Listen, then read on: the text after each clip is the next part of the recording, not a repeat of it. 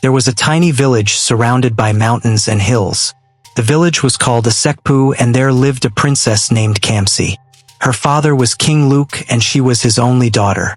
Now Kamsi was known for her beauty and cheerful spirit, but she had a significant challenge. She was crippled, and because of this no man wished to marry her. Her life became even more tragic when her father King Luke and her only brother, Prince Jonathan, the sole heir to the throne, suddenly passed away because of a strange sickness that befell them, leaving Princess Camsy, the king's only daughter, and the queen, Agatha, his wife, alive. Now after the tragedy that befell Kamsi's family, the throne became empty because both the heir and the king had passed away. But it couldn't remain vacant for long, as dictated by the village tradition. And because the traditions of the village also dictated that an unmarried woman couldn't ascend the throne, Kamsi, the only surviving child of the king, couldn't ascend the throne, more so as she was a cripple. Because of this, Kamsi's uncle, Malaki, was temporarily crowned as the new king of Asekpu and was tasked to rule the land until Kamsi got married. This was a big problem for Kamsi because she knew she had to marry quickly in order to reclaim the throne from her uncle before his temporary reign would become permanent and her father's legacy would be erased. Time was of essence. But she was crippled, and even while being a princess, no man wanted to take a disabled woman as their bride. As the days went by after her father's death, Kamsi's goal of getting married and taking back the throne seemed less and less possible. It felt like an unachievable goal because despite her crippled state, Kamsi and her mother, Agatha, were the subject of the village gossip and ridicule. So young men avoided Kamsi, and the villagers' whispers followed her wherever she went. The tragic loss of her father and brother had made Kamsi and her mother objects of mockery and suspicion.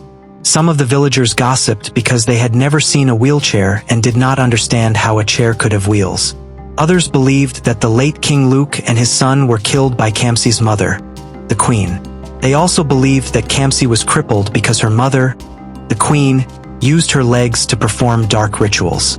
But Kamsi was determined to find a solution through marriage, hoping it would end the villagers' whispers, exonerate her mother from the wicked accusations, and restore Kamsi as the rightful heir to her father's throne. She was passionate about the village and its affairs, but most of the villagers only cared about her disability. "When I get married, all these will end," Kamsi would say to herself each time the villagers mocked her. Then she will pass them back to the palace. Kamsi's mother, Queen Agatha, withdrew into her shell after the death of the king and his heir, so Kamsi was left alone to deal with loneliness and insults from the villagers. One faithful day, Kamsi decided to go to the market. She had heard from the village gossips that the village merchant acquired new sets of jewelry from the city, and they were beautiful to behold.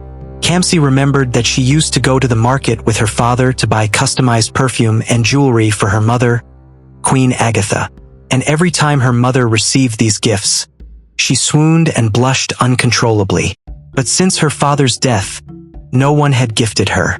Kamsi contemplated sending the maid to the market, but she feared the maid would buy something that wouldn't meet the queen's approval since she did not know the queen's preferences. So she decided to visit the market herself. As Kamsi wheeled past the villagers, only a few of the villagers stopped to greet her. She was sad by how the villagers ignored her.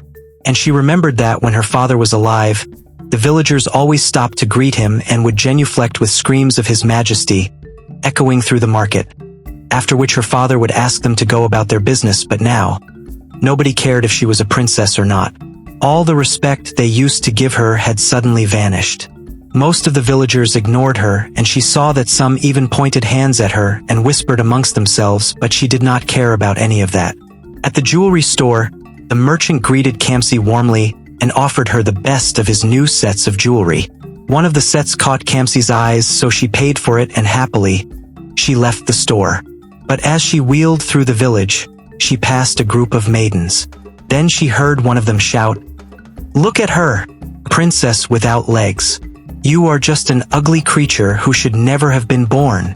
As Kamsi heard these words, she stopped her chair abruptly, and the urge to cry immediately overwhelmed her.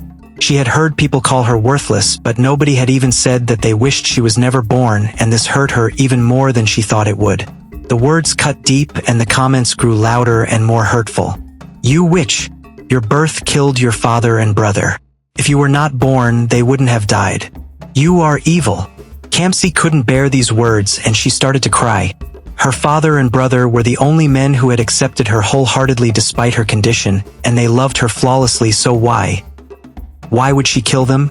Kamsi did not want to cry in front of the maidens to avoid giving them another topic to gossip about, but their words were too cruel for her to bear.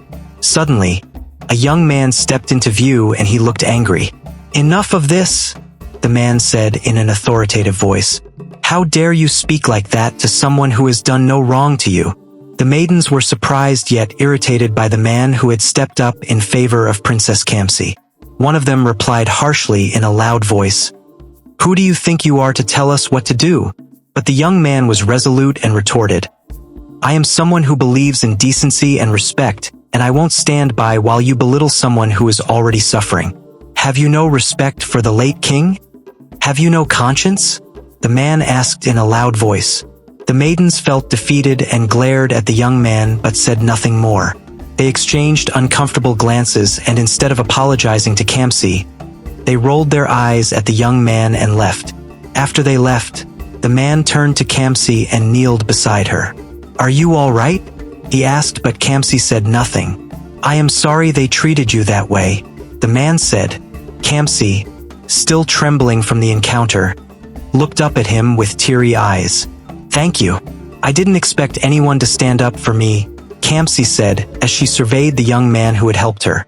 She saw that he had a hat on his head. It was a straw hat with a wide brim and high crown. There was a bag slung on his shoulder and he had a machete by his side. She could see the contents of the bag and it contained grains and seeds. So she knew he was a farmer. The man smiled as he saw that Kamsi was surveying him. "Haha, I see that you are wondering who it is that helped you. My name is Izana," the man said. "I am Kamsi, Princess Camsy." "I appreciate your kindness," Kamsi replied with a forced smile. "Princess Camsy. Oh, I know you. You are the crippled princess everyone talks about. If you need time to yourself, I know a place where we can go. It is not far from the market and it is free from the eyes of the villagers. If you want, we can go there," Izana suggested. Kamsi nodded in consent even though she was skeptical about following the stranger. So Izana pushed her chair all the way to a vast area of farmland. When they got to the farmland, he wheeled her under a big tree that formed a shade. "This is your farm, isn't it?" Kamsi asked Izana and he smiled in agreement. "Thank you for bringing me here, Izana," Kamsi said. Her voice filled with emotion from earlier. Izana responded, "I'm sorry you had to deal with those maidens. They can be quite thoughtless sometimes. Thank you for stepping in. I was feeling quite overwhelmed." Izana's expression was thoughtful. "I could tell you were overwhelmed. It's never easy facing such hostility, but you handled it with a lot of grace," he said. Kamsi shook her head and tried to suppress her growing frustration as her mind replayed images of the encounter with the maiden. "It is difficult to stay graceful when people are so unkind. I have no friends and the only people that were unconditionally kind to me I have lost to the hands of death. Now I am struggling with many issues. The gossips, my condition, everything," Kamsi said, but immediately stopped talking as she did not want to portray herself as a weak princess in front of Izana. However, Izana looked at her with understanding and suddenly smiled. "Why are you smiling? Are you mocking me? Or did I say something foolish?" Kamsi asked, but Izana's next words surprised her. "You are beautiful, Princess Camsy. Your beauty cannot disappear because you are crippled. No, those maidens know it too and they are jealous, that is why they taunt you. I can be your friend. I will never judge your condition," Izana said with a broad smile. His words stunned Kamsi and she stared breathlessly as she looked at Izuna and no word came out of her lips. Izana said nothing and only watched her. Then he saw her face gradually break into a smile. The smile got bigger until Kamsi eventually started laughing. She laughed so hard that a tear rolled down her cheek. "Princess Camsy, is there a problem?" Troubled Izana asked with embarrassment as he felt that the princess was rejecting his request of becoming friends with her. Kamsi saw the look on his face and her laughter gradually died down. "No one has ever told me I am beautiful. Only my father and the crown prince did that. They are the only ones who loved me despite all odds. I am just shocked that a stranger who I just met stepped up and protected me from the harsh words of some maidens. Now he says I'm beautiful and even wants to be friends with me. Meanwhile, every other villager has avoided me like I am some kind of debilitating plague. Yes, I am surprised. As Kamsi said these words, Izana nodded in acknowledgement.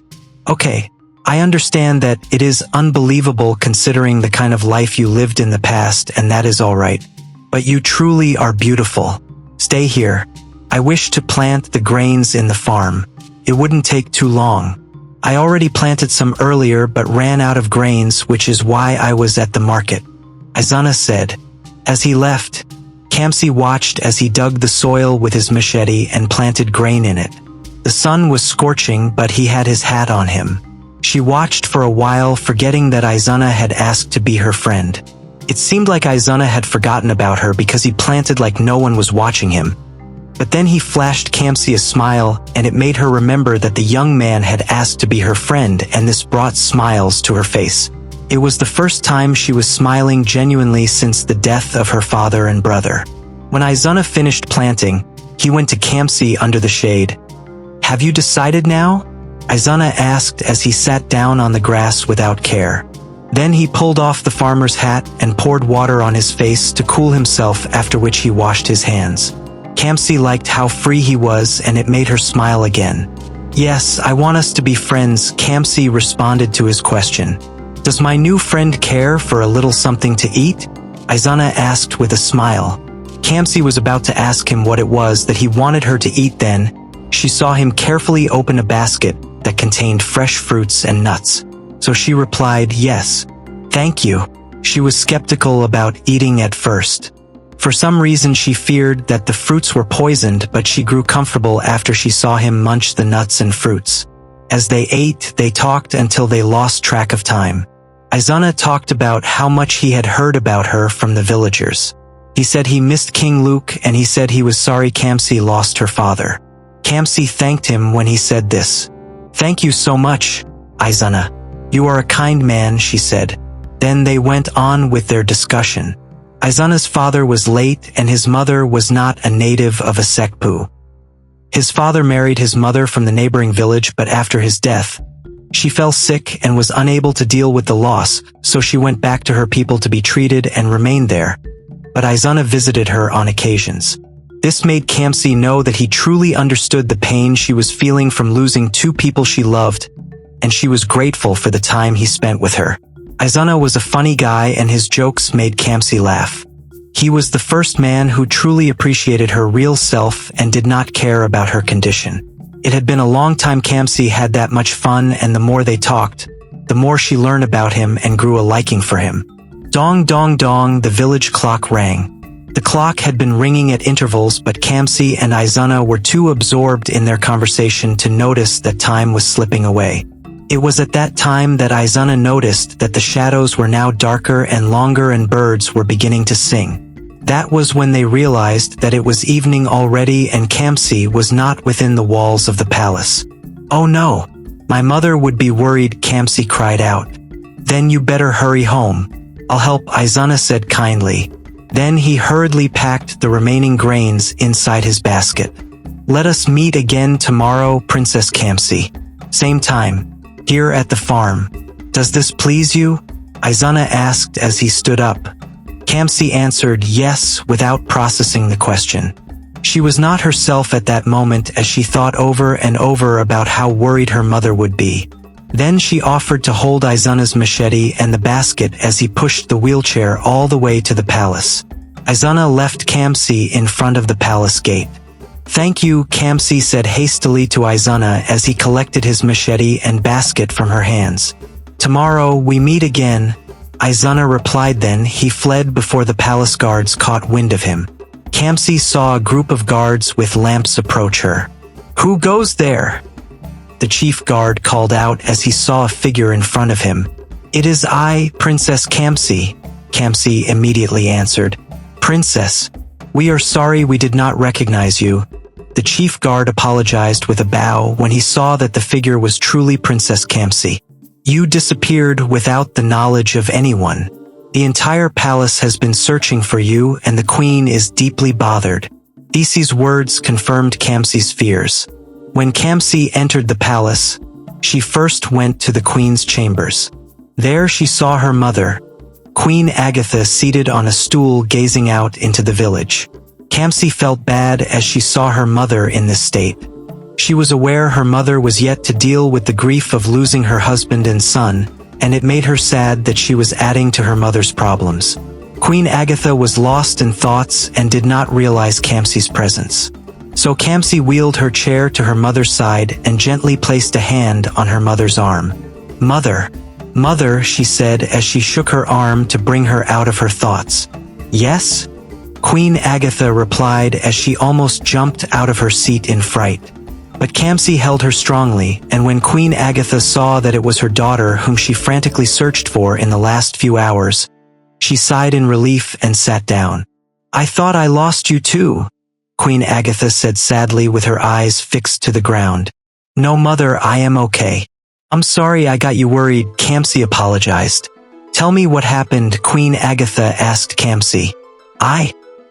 Kamsi stammered as she did not know where to start her story from. She also did not want to remember all the pain she felt because of the incident. "The truth, Kamsi. Tell me the truth," Queen Agatha commanded. "I went to the market. All I wanted was to get you jewelry, then return to the palace." "So what happened?"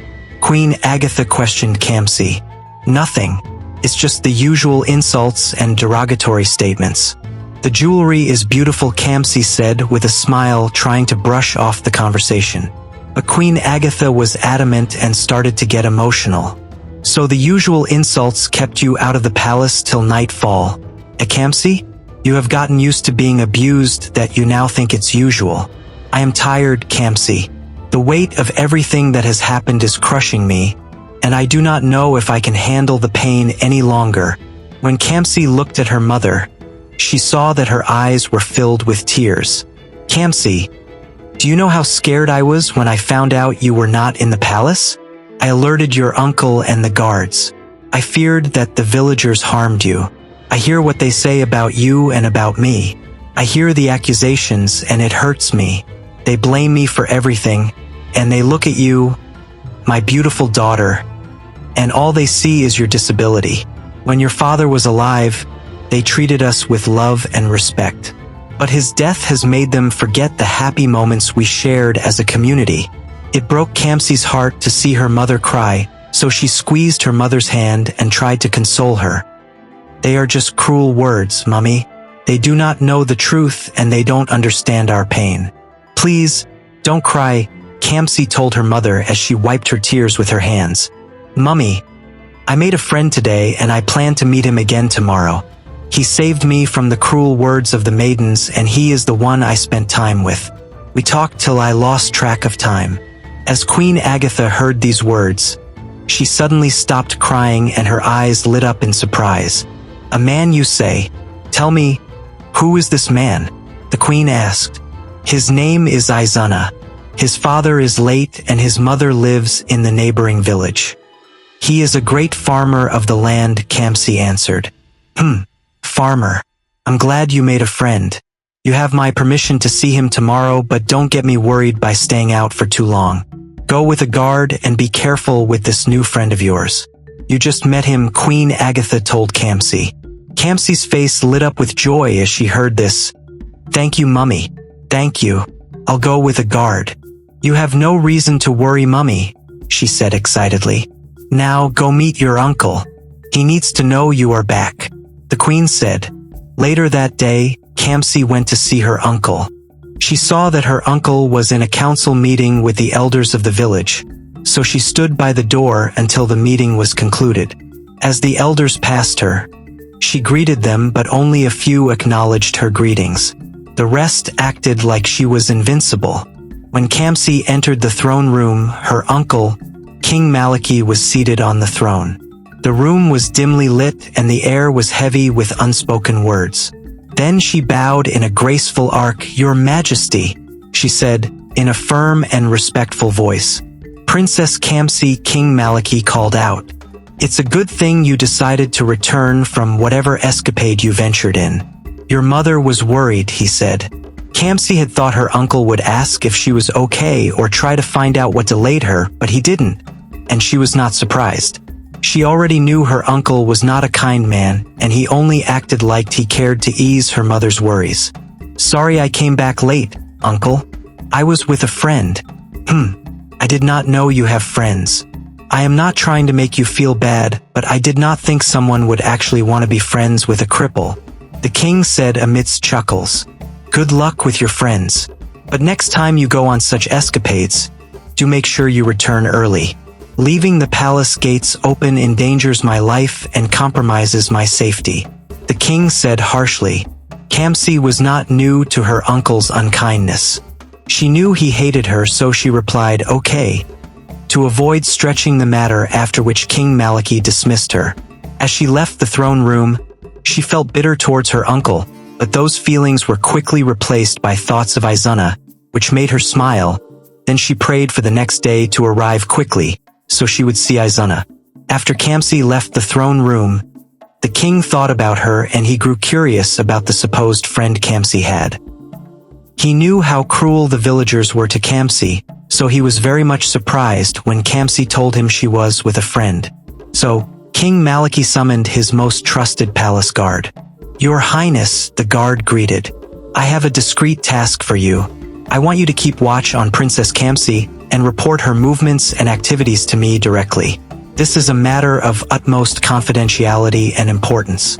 See to it that it is done without drawing attention to yourself," the king instructed. Later the next day, Kamsi went to the farm to see Izuna. She was delighted to meet him, and he smiled broadly when she called him by his name. "Princess Camsy, I am glad you came around," Izuna replied. "Are we not friends? Why do you address me as princess? Is this your way of setting boundaries?" Kamsi asked. "Boundaries? Of course not. I just thought you liked being addressed that way. I know the late King Luke treated the villagers with love. We are peasants in the eyes of the royal family." No, the royal family is not like that. If I thought of you that way, I wouldn't spend time chatting with you, so do not say that about yourself.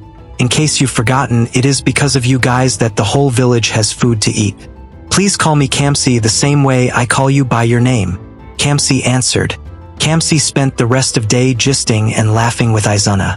They talked about many things. Izuna told her stories of the things he faced on the farm. He talked about his mother and he talked about her village. When it was nighttime, just before the village clock rang, Kamsi dismissed him, then she went home. Later that night, King Malaki summoned her again. "I guess you had another adventure today, Princess Camsy. You should limit the way you move around the village. Your presence bothers the villagers and I do not want them to hurt you," the king said. Kamsi laughed inwardly. She did not know why the king was suddenly interested in knowing about her affairs, but she knew he was not worried about her. He just did not want her to go about the village parading her crippled state. "Your Highness, I left the palace with a guard so no one would have harmed me," Kamsi replied. Then King Malaki sent for his trusted guard. "I need a report from today," the king asked. "My king, today Princess Amaka met with a farmer." "Uncle, you have been monitoring me," Kamsi immediately interrupted the guard. "Yes, do I not have the right to be bothered about my niece?" King Malaki replied. "So this friend of yours is a farmer. Is this the caliber of people you make friends with? I hope you do not plan to marry a lowly peasant. No, you cannot do that. My brother will be displeased about that." As Kamsi heard about her father, she got angry. "You know nothing about my father, uncle. You both were never even close and my father would never call his people peasants," Kamsi said with chuckles. "Thank you, uncle, for your concern. But I can handle myself and I have not said I will marry the farmer, so please do not bother yourself with these thoughts," Kamsi said as politely as she could to avoid pissing off her uncle. The last thing she wanted was a restriction in her movements. "Okay, let me believe you," King Malaki said, after which he dismissed the guard. Then Kamsi decided to table the problems of the farmers to the king. "Uncle, the farmers have been struggling with drought. They need help to ensure their crops survive. Did your friend tell you this?" The king said in mock laughter. "No, uncle. I heard their complaints in the market. And yes, my friend also complained too. The farmers mentioned that if we could divert water from the river using simple channels and trenches, it could provide the needed irrigation. It is a method they have used in the past, but it requires coordination and effort." King Malaki waved a dismissive hand at these words. "The farmers will find a way as they always have. I will not divert resources from more important projects for their convenience. I have already made arrangements. We will purchase grain from neighboring villages. There is no need to waste resources on an expensive project," he said. "Uncle, the people need more than just grain. They need sustainable solutions. These farmers have resorted to carrying barrels of water to their farms, but if we invest in the irrigation system now, it will lessen their troubles and benefit the village for years to come." Kamsi insisted, but King Malaki's eyes sparked in annoyance on hearing this. "You speak as if you understand governance, but you are merely a child playing at being a leader. Leave the decisions to those who are capable." When Kamsi heard these words, she took a deep breath as she felt the weight of her uncle's tyranny. "I may be young, but I am not blind to the needs of our people, uncle. I only seek to help. We must work together for the good of the village," Kamsi replied with a steady voice. But this only infuriated King Malaki the more. "You are not the ruler here," he yelled with his face twisted in a scornful expression. "Help? You are a hindrance, Kamsi. Your presence here is a reminder of your father's failed reign. The sooner you accept that, the better." Kamsi took another deep breath, refusing to let King Makaki's words wound her. "I will continue to fight for what is right, uncle. For the people and for this kingdom." As she said this, King Malaki scanned her from head to toe and burst into laughter. "You? Fight for the kingdom? Look at you, Kamsi. What can you do in that chair? You are a burden, nothing more. Now, if you'll excuse me, I have more important matters to attend to." The king said harshly, then he waved his hand dismissively and turned his back on Kamsi. These words hurt Kamsi and she felt a lump form in her throat. She bit her lips and struggled to hold back her tears, but when she entered her chambers, she cried uncontrollably and wished her father was alive. The next day, Kamsi took a ride around the village to clear her head. She did not go to Izana because he had told her that he wanted to visit his mother since it had been a long time he last visited her. So she took with her 2 place guards. The villagers gossiped as usual as she wheeled herself through the village, but none of the villagers pointed hands at her because of their fear for the palace guards. As Princess Camsy watched, she saw a sleek convoy of luxury cars as it made its way through the narrow paths of the village, drawing the attention of villagers who had rarely seen such opulence. The last time a car was seen in the village was during the coronation of late King Luke.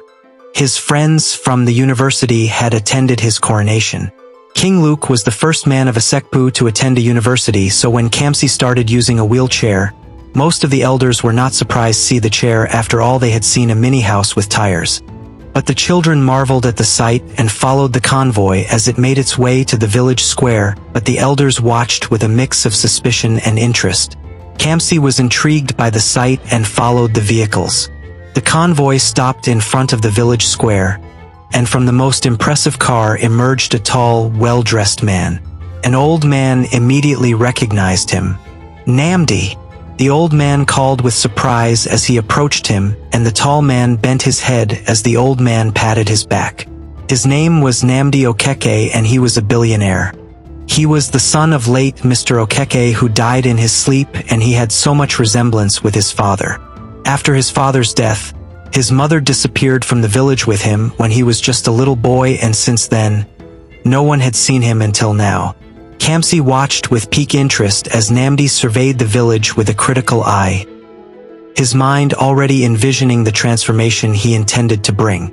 An elder and several others approached him with cautious smiles. "Welcome to Asekpu, Mr. Okeke," the chief said as he extended his hand in greeting. "We are honored by your visit."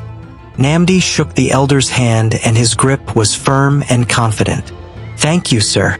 I have decided to come back to my home, Now I am here to discuss a significant project that I believe will benefit our people."